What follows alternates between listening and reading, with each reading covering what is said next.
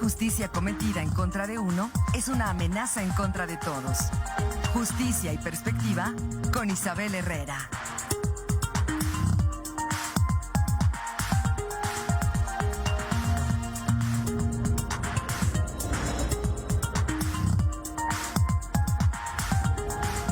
Son las 7 de la mañana ya con 55 minutos y como cada miércoles tenemos la siempre oportuna participación de la licenciada Isabel Herrera con comentarios sumamente acertados en cuanto a derechos humanos y otros temas se refiere. Por eso siempre es un gusto tenerla y saludarla. Isabel, ¿cómo estás? Muy buenos días en esta mañana de miércoles. Muy buenos días, Marco, Alfredo. Un saludo a todas las personas que nos están mirando y escuchando y a todas aquellas personas que hacen posible que nuestra imagen y nuestra voz lleguen a todos los hogares queretanos. Marco, vengo así un poquito pues sacada de onda. Hablaban ahorita justamente de los diputados, de todas estas pues iniciativas que nada más han quedado en promesas.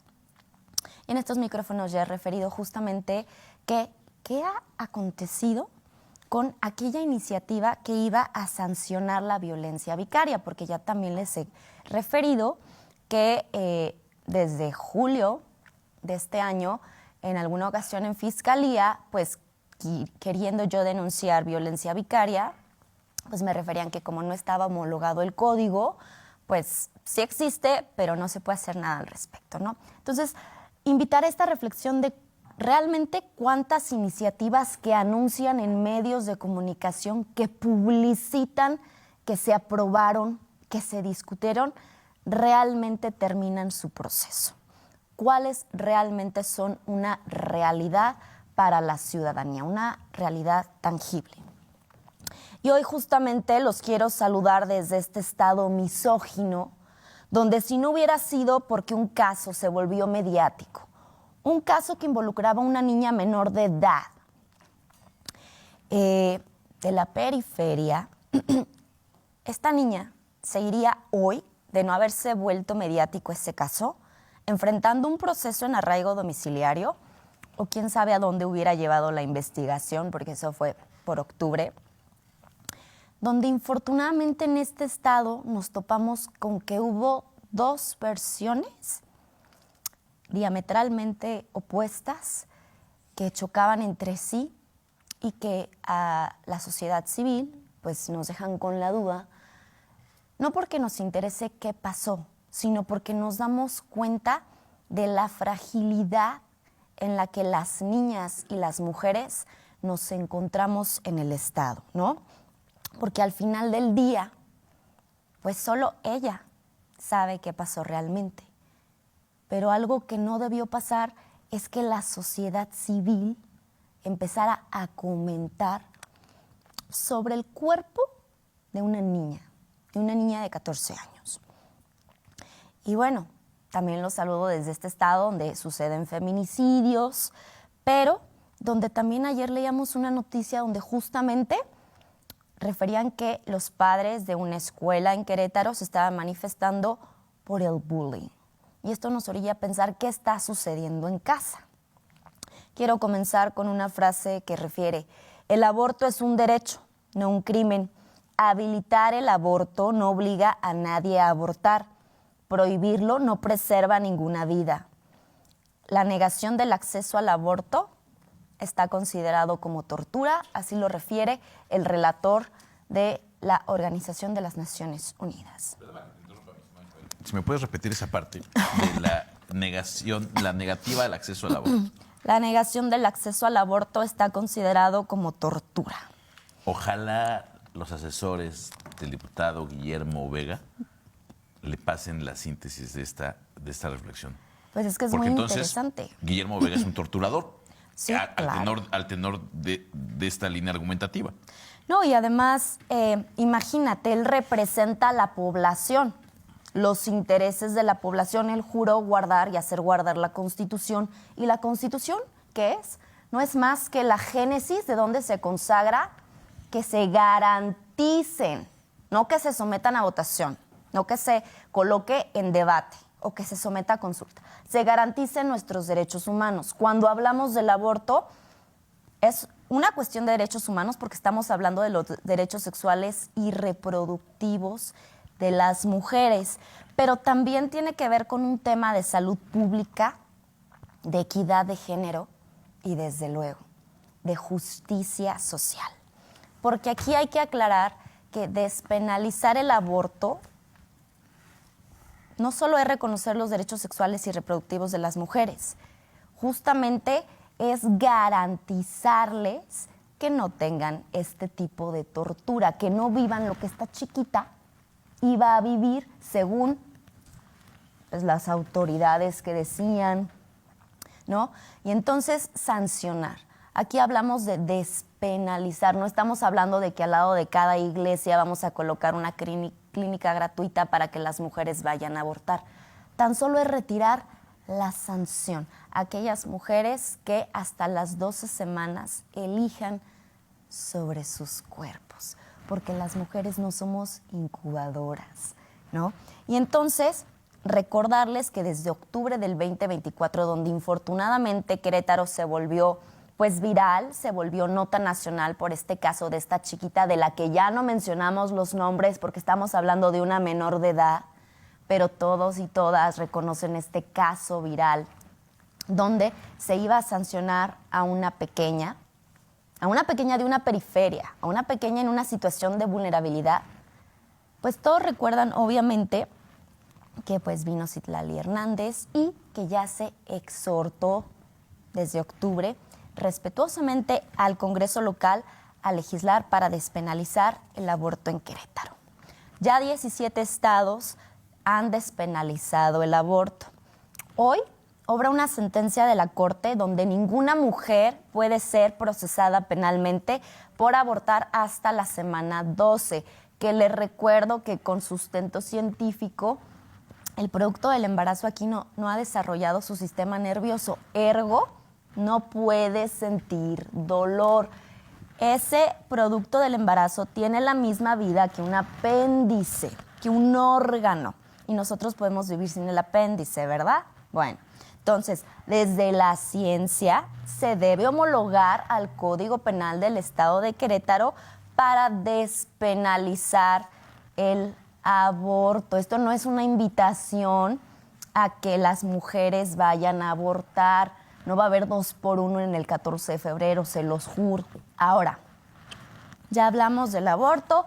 He dado en estos micrófonos suficiente evidencia científica de por qué no es persona. Ahora me voy a dirigir a esa comunidad católica religiosa que me sigue, que yo sé que me escucha.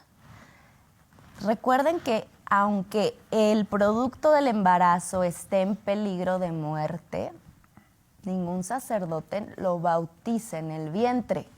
¿Por qué? Porque no es viable. Entonces, ya les hablé en su idioma, pero ahora vamos a hablar justamente de las funciones de los diputados locales, pero en específico de las funciones de la Comisión de Justicia de la legislatura. Por ejemplo, sus funciones son fiscalizar e investigar materia determinada o encargada por el Pleno del Congreso, proponer reformas a cuerpos normativos como el Código Penal, fortalecer la legislación en materia de justicia alternativa, incorporar juicios orales en materias que requieran agilidad, analizar tipos penales y sus sanciones. Pero cuando hablamos de los legisladores, de las legisladoras, de diputados locales, infortunadamente les tenemos que recordar que no están ahí para atender sus creencias personalísimas, ni para cubrir sus agendas personales. A ellos les corresponde la elaboración de leyes donde las tienen que presentar, crear, modificar, adicionar o derogar. Tienen que dictar medidas para garantizar el fuero constitucional a diputados y la inviolabilidad del recinto legislativo, aprobar la ley de ingresos y el presupuesto de egresos del Estado, revisar, fiscalizar las cuentas públicas del Estado y municipios, autorizar al titular del Poder Ejecutivo para contratar empréstitos y otorgar avales. Recordarles que son los órganos legislativos de carácter permanente encargados de dictaminar y o poner en estado de resolución las iniciativas y demás asuntos de los que deba de conocer el Pleno de la legislatura. Ahora, también tienen esta facultad para conceder facultades extraordinarias al Poder Ejecutivo en casos de alteración del orden público, representan a la población y generan normas con rango de ley. Lo más importante, legislan en las materias que no sean de competencia exclusiva de la Federación y, lo más importante, aprueban reformas a la Constitución Federal aprobadas previamente por el Congreso de la Unión. Es decir, para quien no sepa, nuestros legisladores, nuestros diputados, nuestras diputadas, tienen que llevar la voz de los ciudadanos al Congreso. ¿Qué dice la voz de las mujeres queretanas que me están escuchando y que me están mirando? ¿Están a favor o en contra de la despenalización del aborto? Porque esta opinión solo le corresponde a los seres que tienen la capacidad de gestar, mujeres o seres gestantes, ¿no?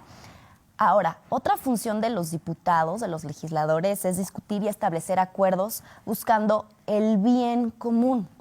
Ya dijimos que orillarnos a acercarnos a abortos clandestinos es una tasa alta de mortalidad. Representa un riesgo, entonces tampoco nos están garantizando nuestra seguridad. Ellos tienen que hacer, proponer, derogar, modificar, crear o no aprobar leyes.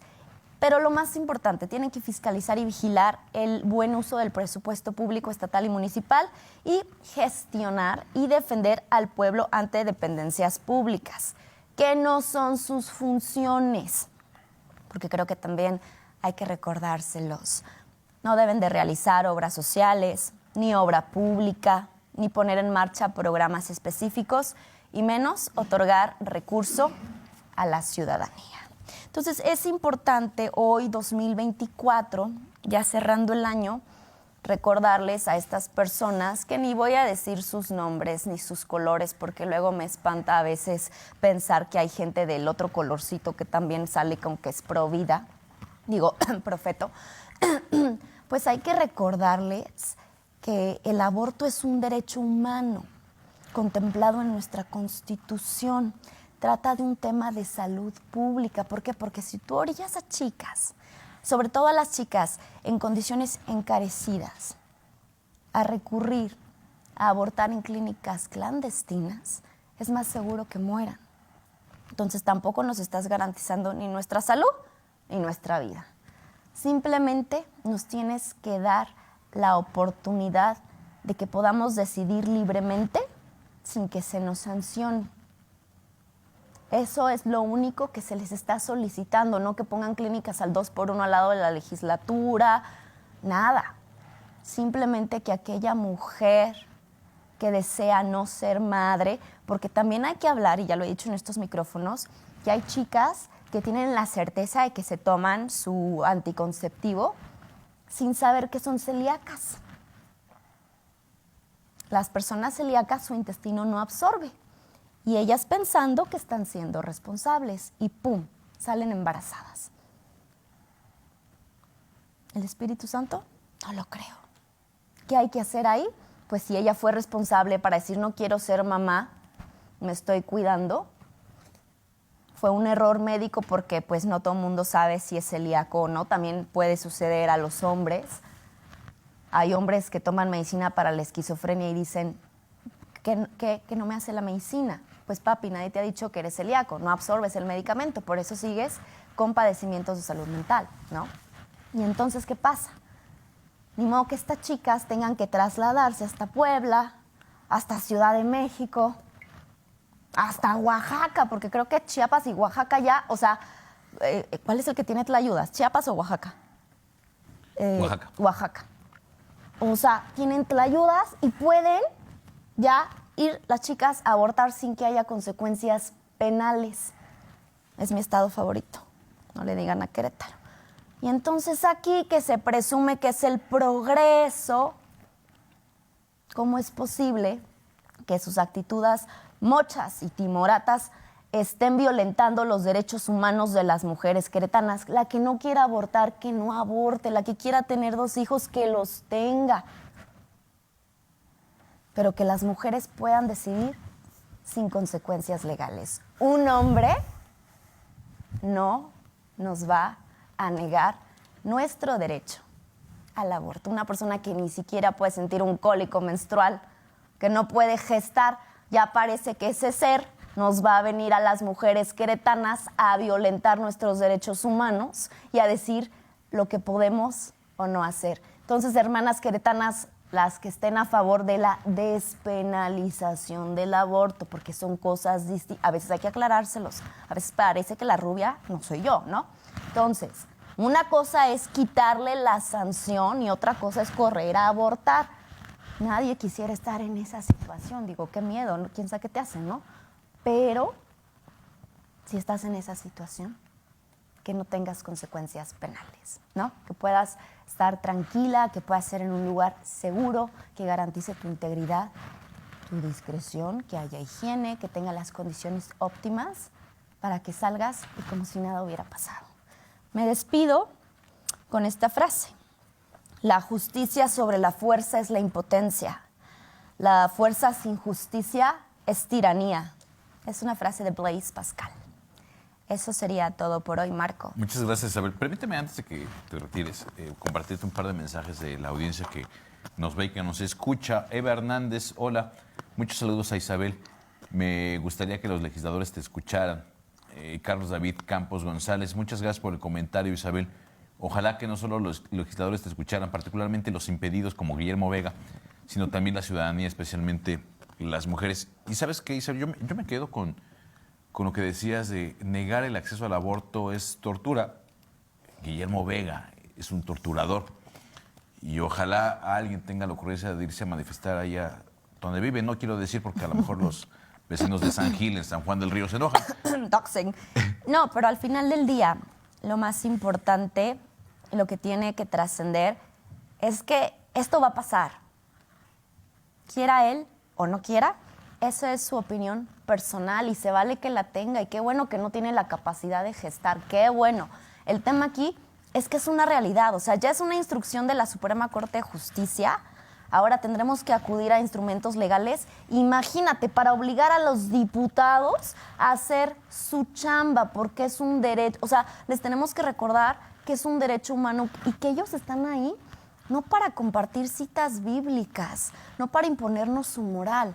Están ahí para salvaguardar algo que ya está considerado un derecho humano. Entonces, aquí estaremos recordándoselo siempre desde estos micrófonos, defendiendo a aquellas mujeres y niñas que están en esta situación y que no nos toca juzgar porque cada contexto es diferente. Su cuerpo, su decisión, y con eso me despido.